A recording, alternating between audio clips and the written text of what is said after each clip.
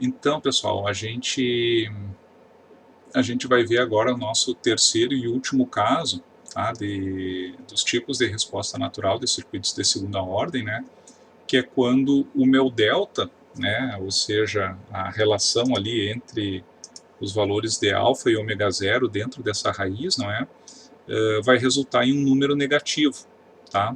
Quando eu tiver um número negativo aqui, significa que o meu ômega zero tem que ser maior que o meu alfa, tá? Então, essa é a condição para eu ter o circuito do tipo subamortecido, tá? Então, quando o meu alfa aqui é menor que o ômega zero, não é?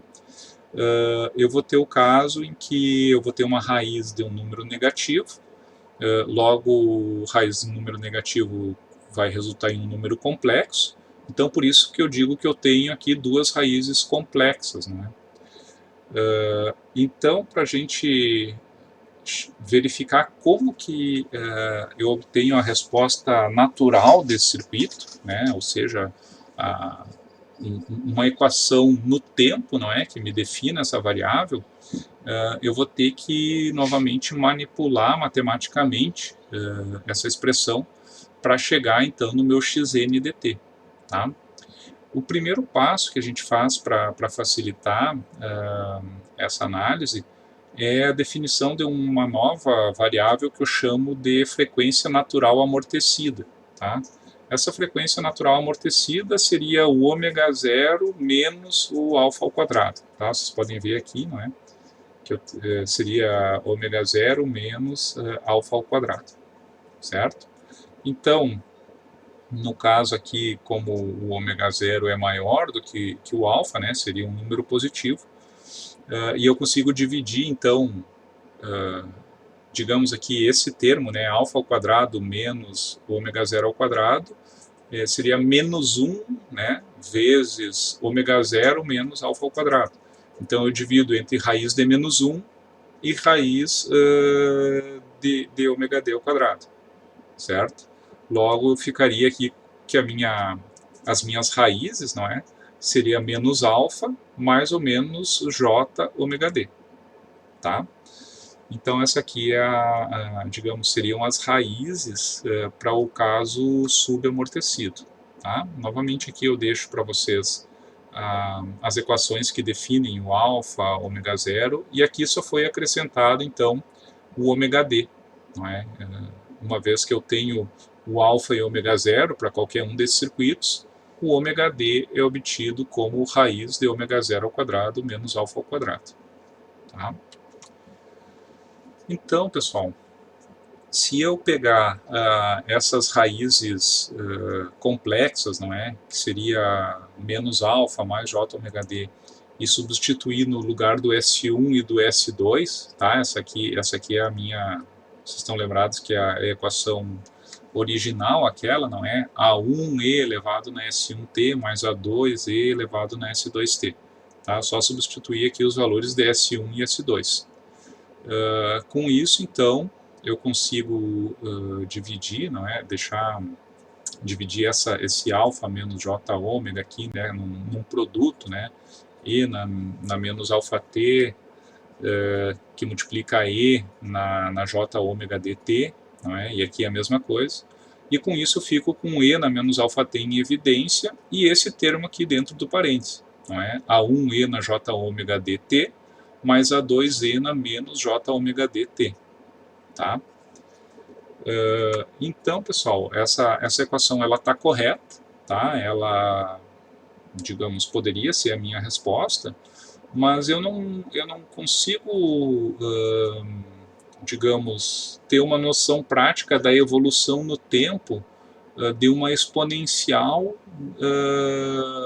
com um número complexo no expoente, não é? Que eu tenho dois termos assim, certo? Então, para a gente conseguir representar no tempo essa, digamos, essa resposta natural, a gente vai fazer uma transformação através da fórmula de Euler, tá? Euler ou Euler, para os alemães de plantão, tá? Que ela relaciona números complexos com funções senoidais. não é? Vocês já devem ter visto isso, né, em algumas disciplinas mais matemáticas que esta, né? Mas eu sei que, por exemplo, E na J θ, tá? Aqui o θ como sendo a variável do circuito seria cosseno de θ mais J seno de θ. E E na menos J θ seria cosseno de θ menos J seno de θ. Tá? Essa aqui é essa transformação de Euler aí, não é? Digamos, do domínio aqui senoidal, não é? Para um domínio complexo, certo? Então aqui eu estou num domínio complexo, né? Um E na J ômega dt e aqui também, e eu quero passar para o domínio variante no tempo, não é? Uma senoide e uma cossenoide. Tá? Então a gente vai manipular aquela expressão, não é? Fazendo a transformação ali, já deixando aqui em termos de cosseno de ômega dt mais j seno ômega dt, né? Isso aqui equivale aqui a esse E na J ômega dt, não é? Onde, por exemplo, aqui o θ seria o ômega d, não é? Então, por isso que fica ali em termos de cosseno de ômega dt, j seno de ômega dt. E aqui que é o termo negativo, não é? Então, aqui ficaria um menos j seno de ômega dt. Com isso, então, a gente pode colocar em evidência o cosseno de ômega dt, que multiplica A1 mais A2, não é? Por isso eu tenho A1 mais A2 vezes cosseno. E se eu colocar em evidência o seno de ômega dt, eu vou ter aqui J seno de ômega dt, né? Vezes o A1, que seria aqui J1 seno de ômega dt, menos A2 J, né? Seno de ômega dt, que é esse termo aqui. Tá? Então, pessoal, A1 e A2 são constantes arbitrárias. Tá? E é uma constante arbitrária que eu tenho que determinar digamos, no final do meu exercício. Então, como elas são arbitrárias, eu posso definir outras constantes arbitrárias. Né? Ou seja, eu posso dizer que A1 mais A2 é B1, tá? Para ter B1 aqui. E JA1 mais A2 é B2. Tá? Então, aqui eu teria um B2, certo? E com isso, então, eu simplifico aqui a minha resposta natural. Tá, pessoal?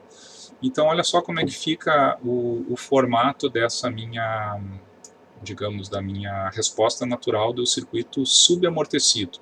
Tá? Lembrando o que é o subamortecido. É quando o meu ômega zero for maior que o meu alfa. Tá? Então, quando eu chegar nessa condição, não é, que o ômega zero é maior que o alfa, eu sei que essa aqui vai ser a minha resposta natural, certo? Bom, a gente vai ver aqui no próximo slide, não é?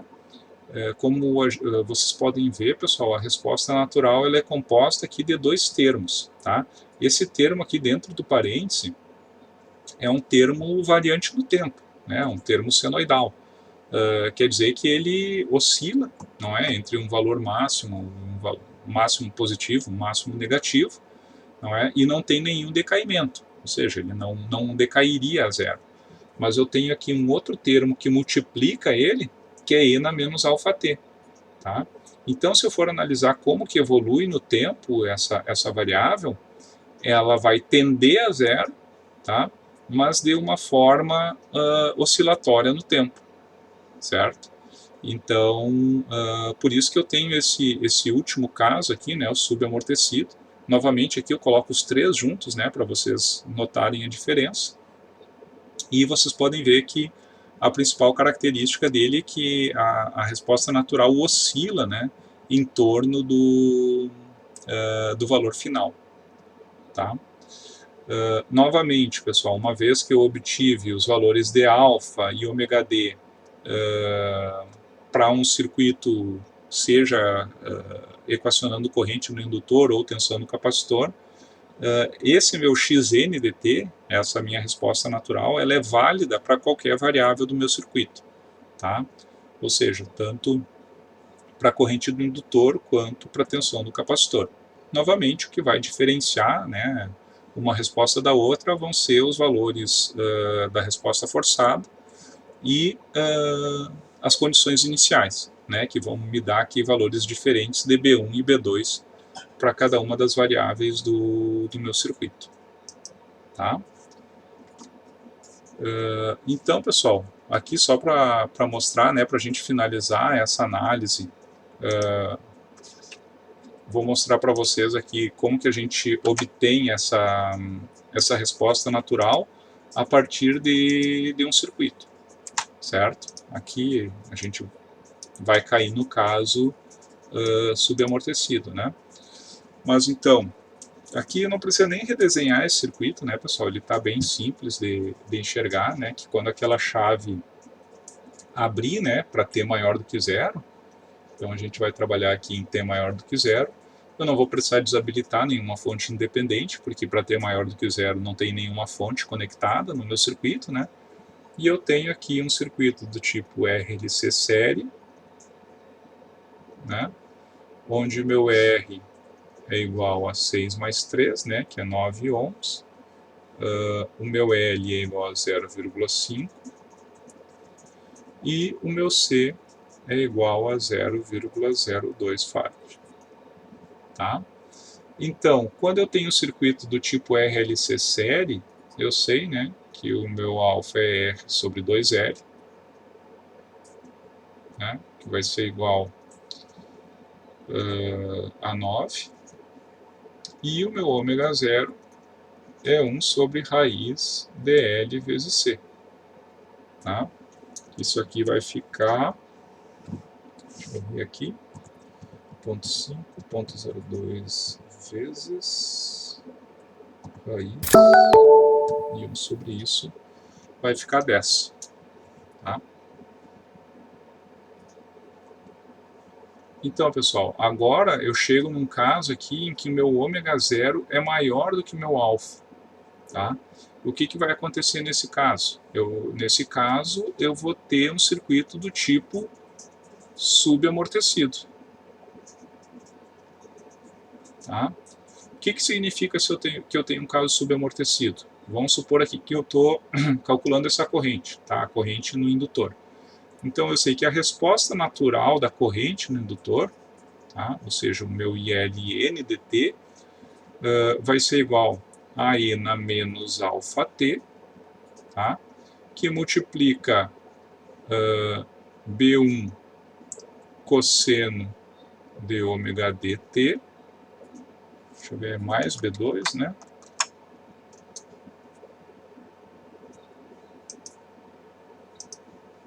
Mais B2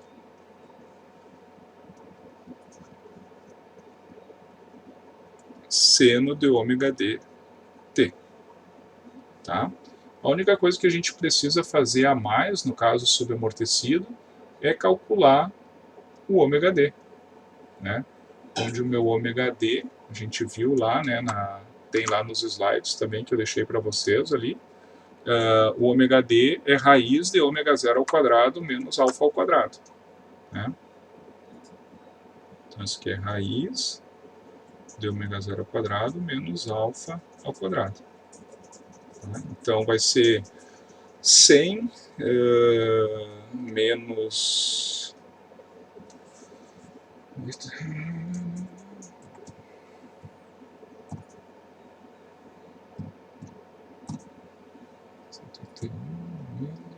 E daí eu vou ter raiz de 19. Eu vou deixar indicado aqui como raiz de 19.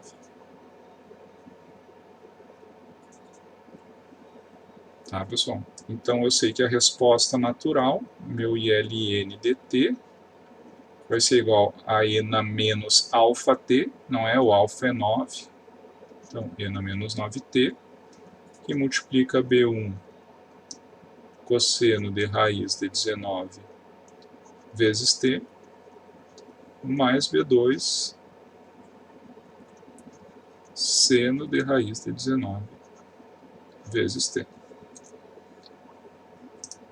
Tá, pessoal? E esse aí, então, é o procedimento para a gente obter a resposta natural do caso subamortecido de circuitos de segunda ordem. Certo?